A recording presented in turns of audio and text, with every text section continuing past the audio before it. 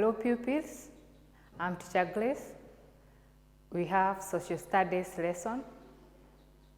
So welcome to Social Studies lesson. We are going to talk about resources and economic activities. That one will be our topic. And then the subtopic will be the settlement scheme in Kenya. But before we go to settlement scheme in Kenya, we have first of all to review the work that we did last time. We talked about the European settler farming in Kenya, and we said the building of the Kenya-Uganda Railway is the one that greatly influenced the economic development of Kenya. And we know the British, who were mainly interested in Uganda, later realized that there exist large tracts of fertile lands in Kenya. The region had a cool climate, ideal for the white community, even though the railway was built to tap the resources in Uganda. And we have the governor of Kenya, that's in 1902, he decided to call or to invite the European settlers to Kenya for the large-scale resources. And the Europeans would assist in the cost of paying the cost of building and also maintaining the railway, and also in the administering the colony.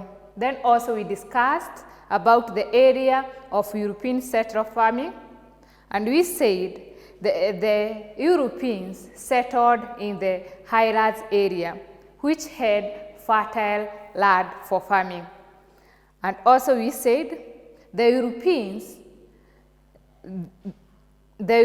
increased in the year 1914 to 1918.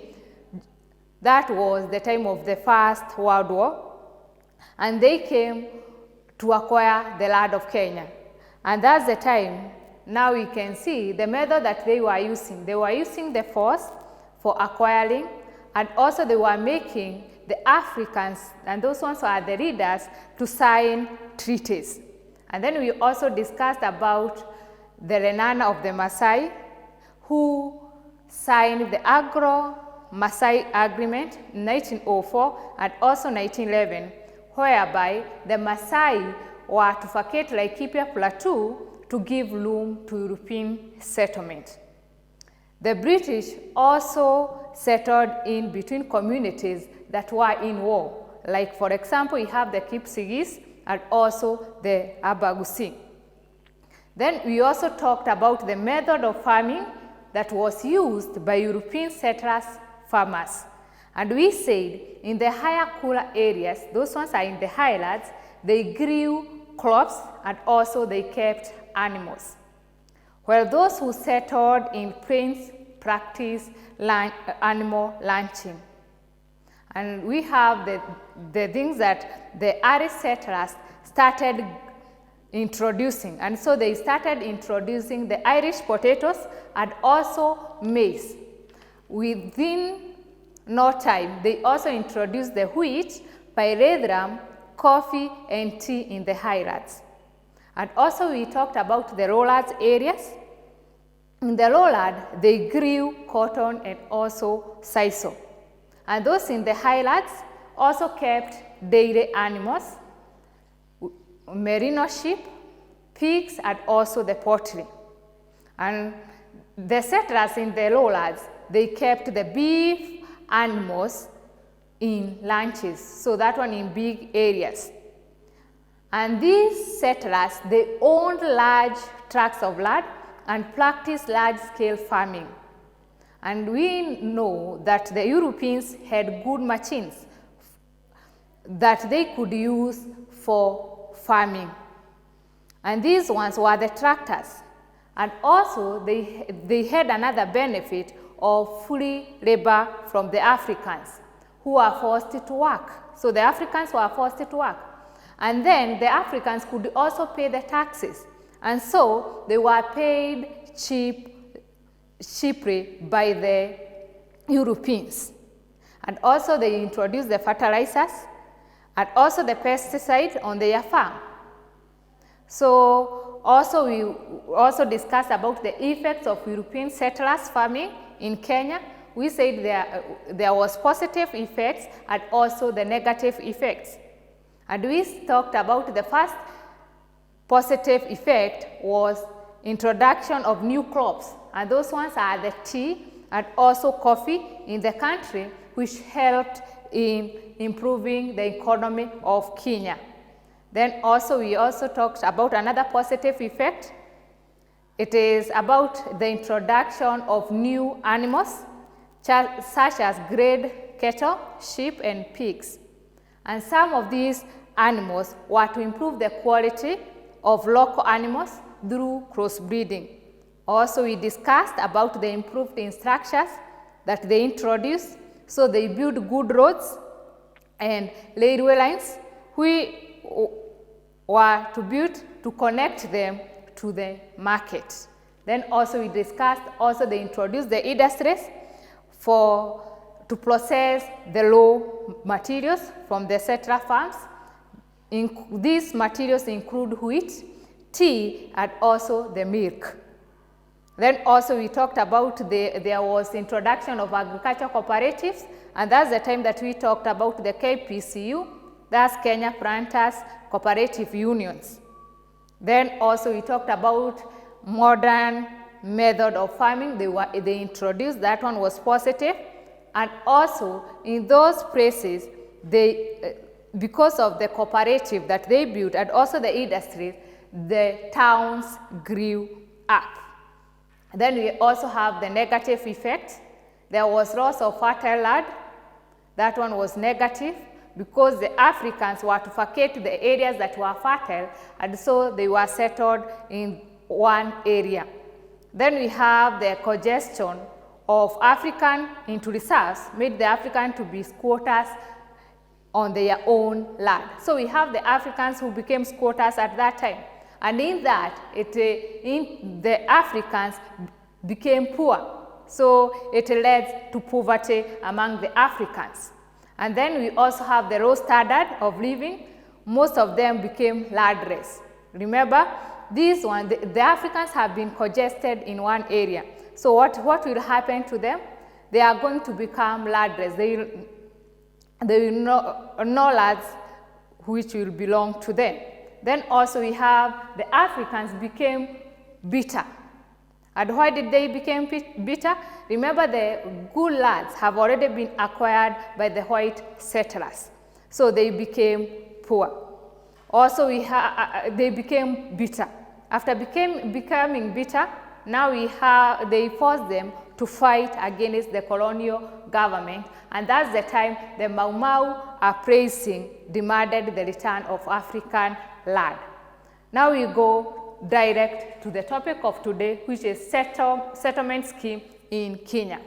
We have already discussed about how Kenya people lost a lot of their land to the white settlers.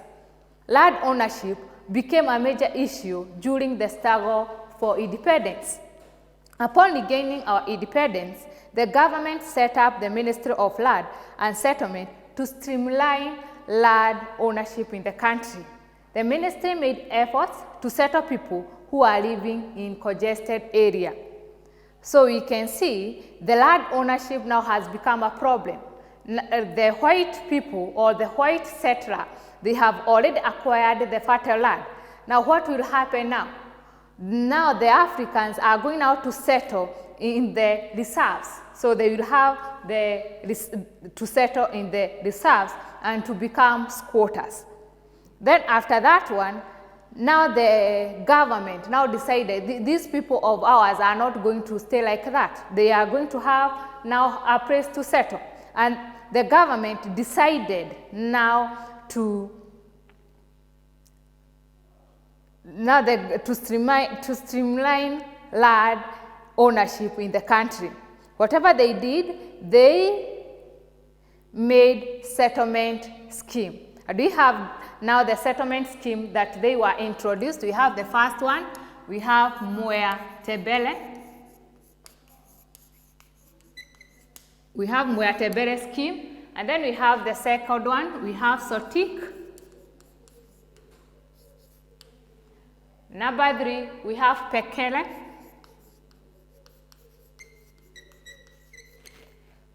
And then we have Lake Kenyatta.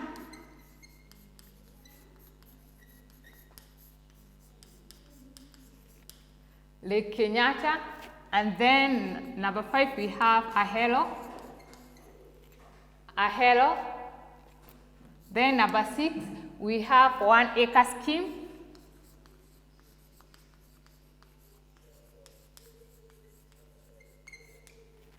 We also have another one, Bula. Then we have another one. We have Kitobo. These ones are some of the settlement schemes that were made during the struggle for independence. So we have the first one, the first settlement scheme. We have the Mwea Tebele. We have the second one, Sotik. We have Pekele. Then we have Lake Kenyatta, Ahero. Then we have 1 acre scheme, Bula, and also Kitobo. There is also another one like Masogaleni. We have Shelegani, and also we have Edebs, and also Sogamuholoni. Those ones are some of the settlement scheme in Kenya. And this one, we are going to see them well there on this map, on the map. Then now we go to the reason for establishment of settlement scheme. Why did they establish the settlement scheme?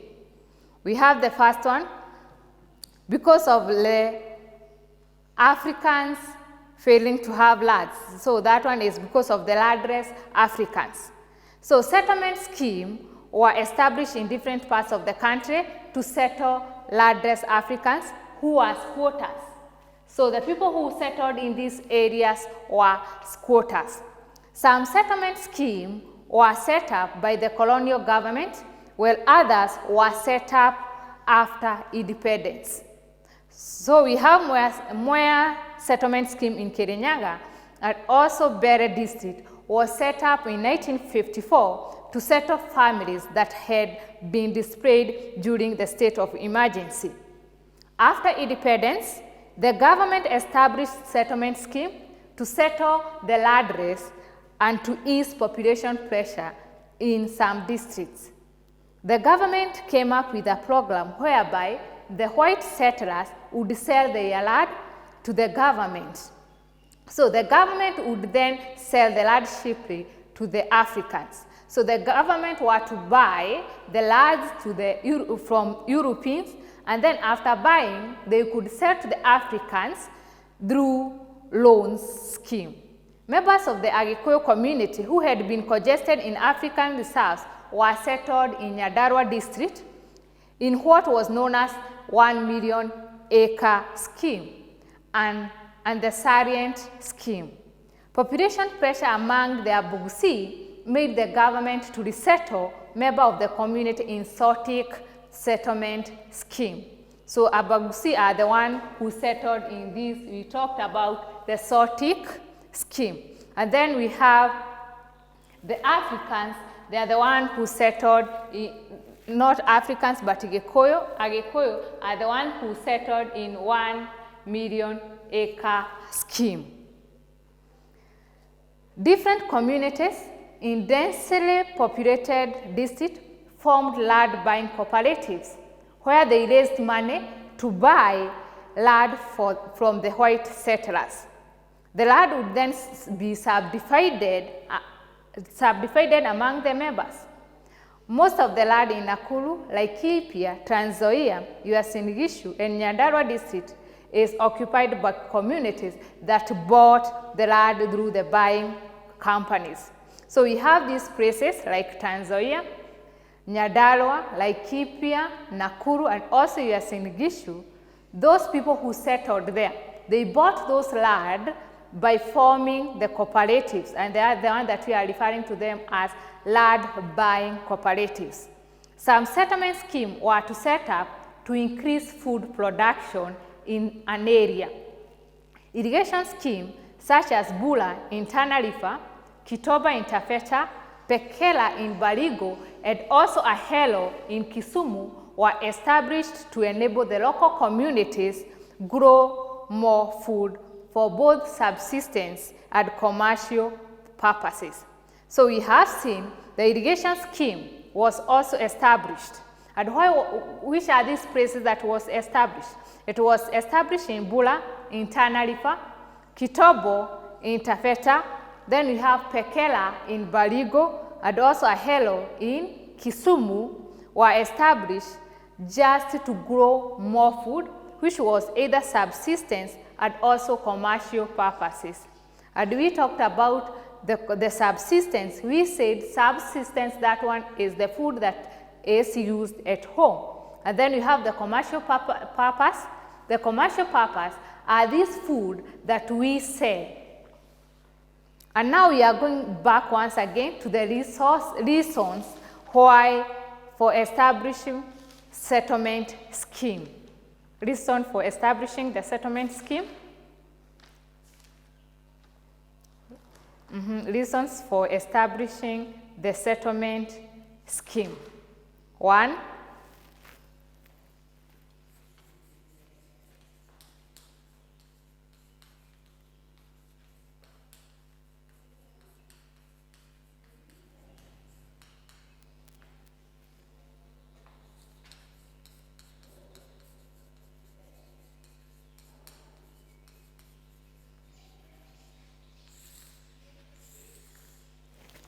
reason for establishing settlement scheme. We have 1, they were established mainly to reduce the problem of land race. So the first one,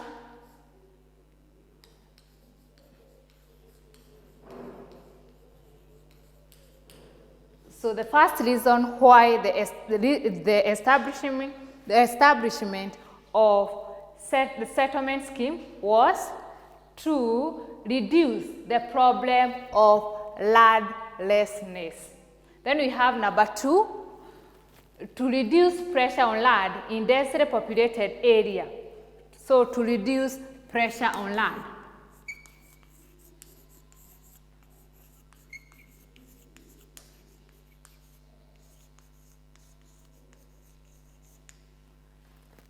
Yes, to reduce pressure on land in densely populated areas.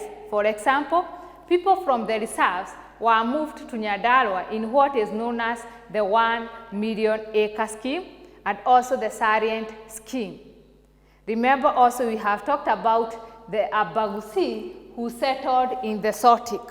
So because the area was densely populated, they were to be removed from those places and to settle in other areas. I repeat once again, to reduce pressure on land in densely populated area. Where they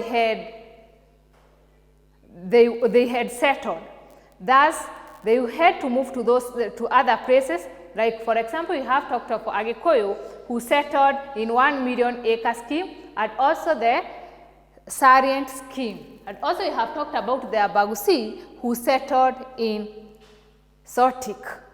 Then we have number 3, to speed up land ownership by settling people in places previously not settled in. So to speed up.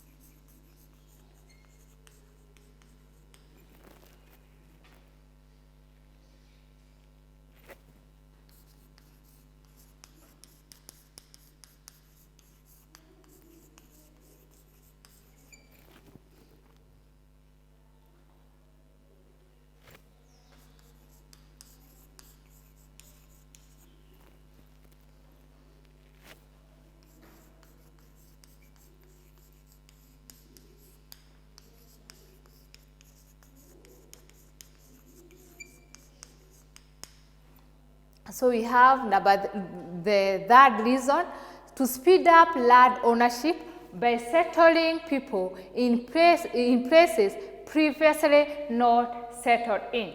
there is these areas that were not settled by the Europeans. So they could speed up to settle their people so that at least to remove people from the reserves.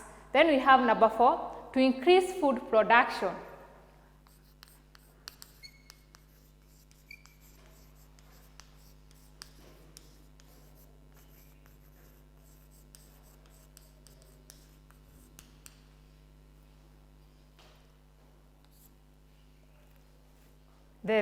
The fourth reason, it is to increase food production. Why were they increasing the food production? Remember, some places were not in use, and so they had to utilize those land, and so that they get the food so that they could produce food. So that one we can talk of the land use. Then we have number 5, another reason, to improve the living standard of the people.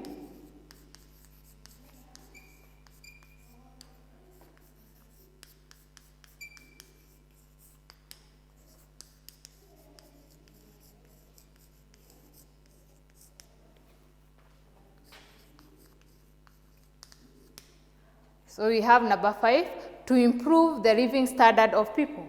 Remember, these Africans, they were settling in the reserves. And so in those reserves, the people had no land. And so those people were poor. And so they had no good living standards.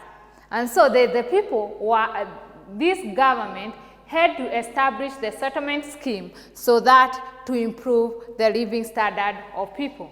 I repeat once again about reason for establishing settlement scheme. We have talked about the first one. It was for the landlessness, because the Africans had already settled in the reserves. So they were to move from those reserves at least to get a land to settle in. That one is the number 1. Now we have number 2, to reduce pressure on land. When talking about pressure on land, remember, these places, they were densely populated. So many people are there. And so they had to reduce that pressure by settling people in their schemes. Then we have number 3, to speed up land ownership by settling people in places which were previously not settled in.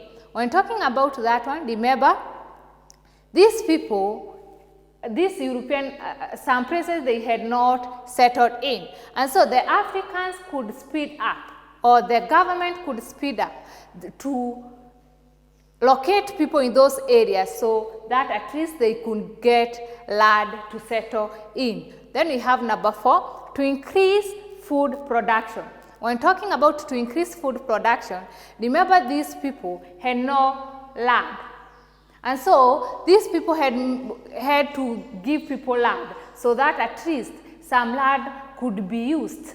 And that's the reason I said to increase food production, that one to make the land useful.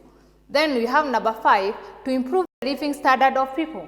Remember, these people they were living in the reserves, and so they had no places to cultivate.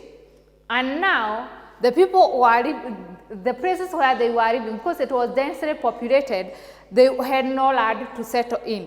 And so the government could settle them in, could make sure that the settlement scheme has been established, and thus it could improve the living standard of people. Then we go to the benefit of settlement scheme. Benefits of settlement scheme.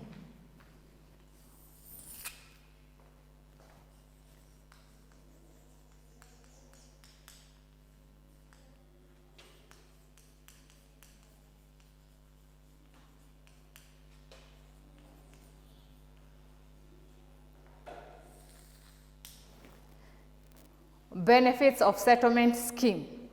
Families that were squatters and landless were settled. So now we have said the first reason that it was to settle the landless people. And now the schemes have already been made up. So the families that were squatters and also the landless were settled. Number 2, it led to introduction of cash crop farming and dairy farming in Kenya. Then we have number 3, the scheme helped in improving living standard of the resettled people. Then we have number 4, national unity was promoted as different communities occupied the same schemes. So also another benefit, settlement scheme boosted the Kenyan economy as most export come from the schemes. Another benefit, the schemes eased population pressure in densely populated areas. It led to the development of infrastructure in the ones in accessible area. We also have another benefit, cash crop from settlement scheme are exported to earn foreign exchange. So now the country got the foreign exchange. Then we have it increased productivity of both subsistence and also the cash crop. Then it reduced government expenditure on importation of some products like coffee, tea, and some milk.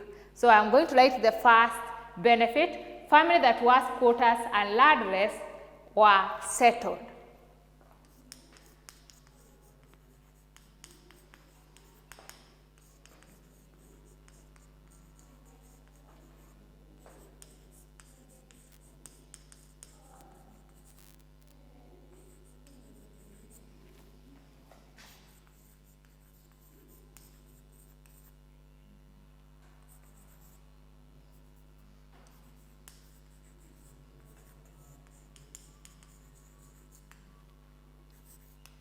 So we have number 1, families that were squatters and landless were settled. Now we go to number 2, it led to introduction of cash crop farming and dairy farming. Introduction.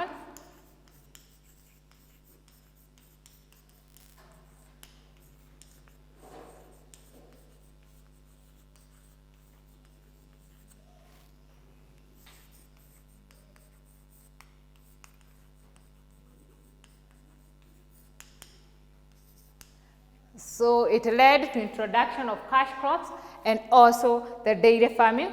Then we have number 3, the scheme helped in improving living standard of the resettled people. So I'm going to talk about improved living standard.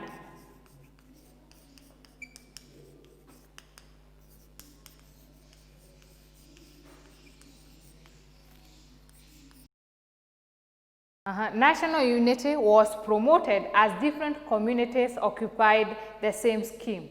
Remember, we discussed about the cooperative that were formed by the Africans so that they could buy lands. So that in those cooperatives, there was national unity. Then we have number 5, settlement scheme boosted the Kenya economy as most export come from the schemes. So we have settlement scheme boosted the Kenyan economy as most export came from Kenya. So economy was boosted.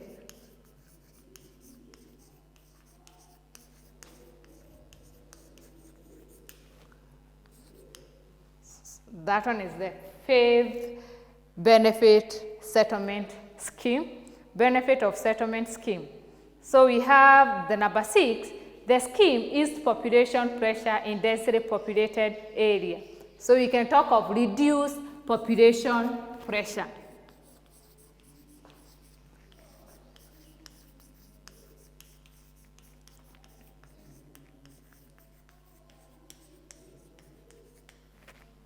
We have reduced population pressure because now people have been settled in those schemes. It led to the development of infrastructure in the ones in accessible areas. So development of infrastructure.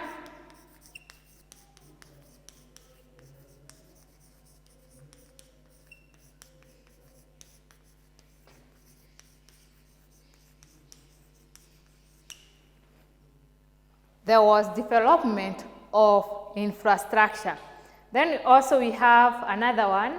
It increased productivity of both subsistence and cash crops. So the productivity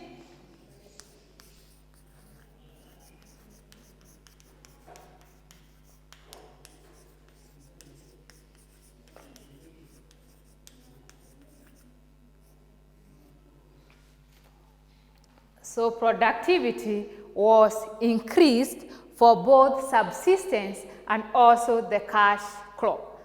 Then the cash crop from settlement scheme are exported to earn foreign exchange. So there was earning of foreign exchange.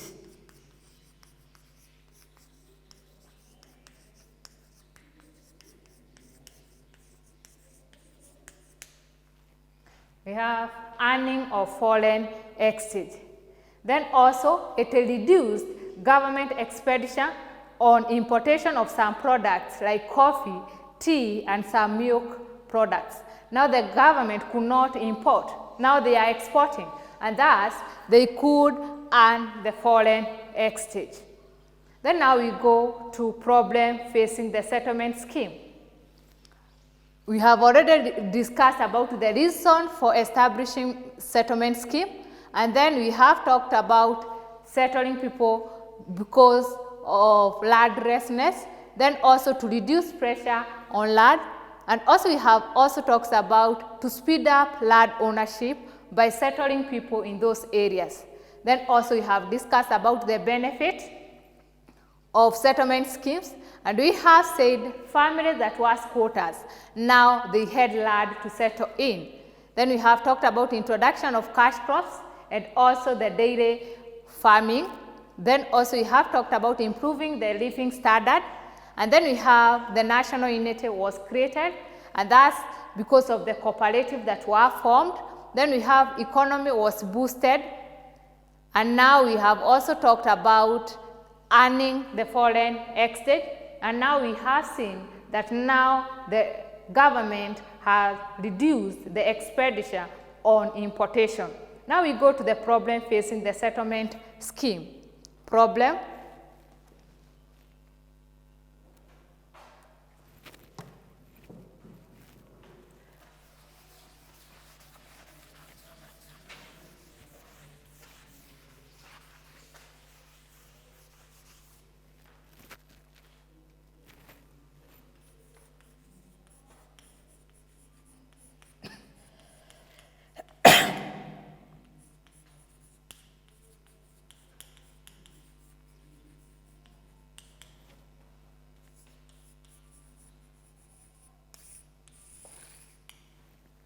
Problem facing settlement scheme.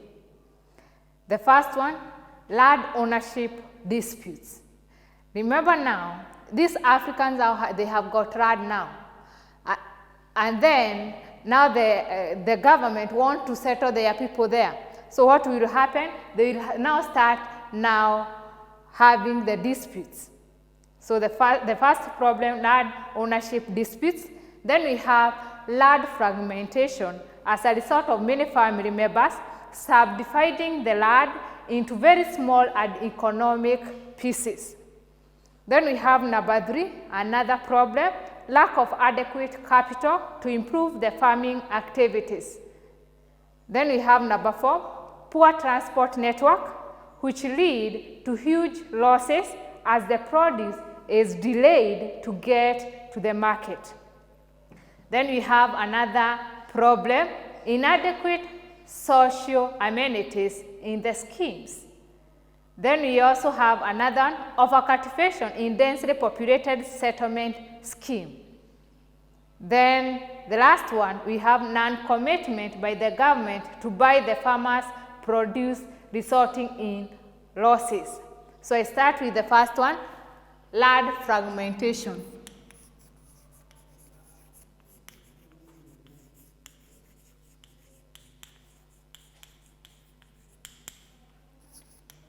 That one was the first problem, and we have said when talking about the land fragmentation was a result of the family dividing the land into small pieces and also economic pieces. Then we have number 2, land ownership disputes.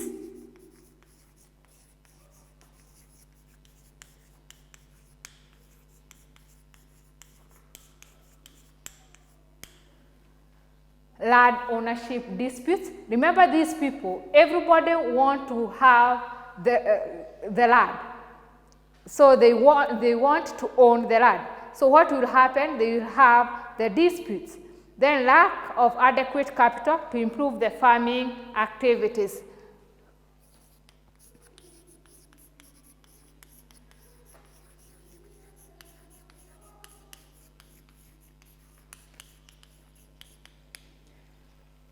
We have the third one, lack of adequate capital to improve the farming activities. Then we have the other one, poor transport network, number 4.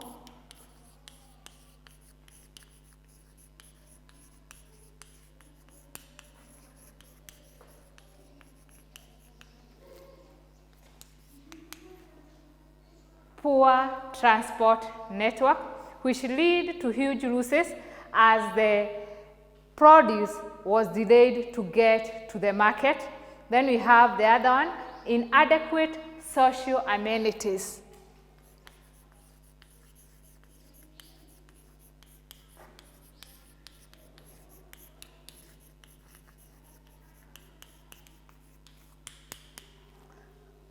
So we have inadequate social amenities, and also the last one, over cultivation in densely populated. So we have over cultivation.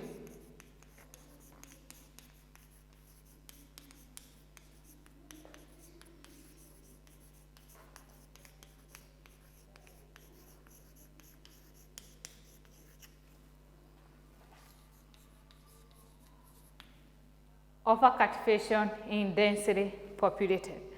So we have already discussed about the settlement scheme and the areas the people were settled in, and also we have discussed about reason for establishment of the settlement scheme. Then also we have discussed about the benefit of settlement scheme. And then lastly, we have discussed about problem facing settlement scheme. So we have an activity there. The first question, name 4 settlement scheme in Kenya. Name 4 settlement scheme in Kenya.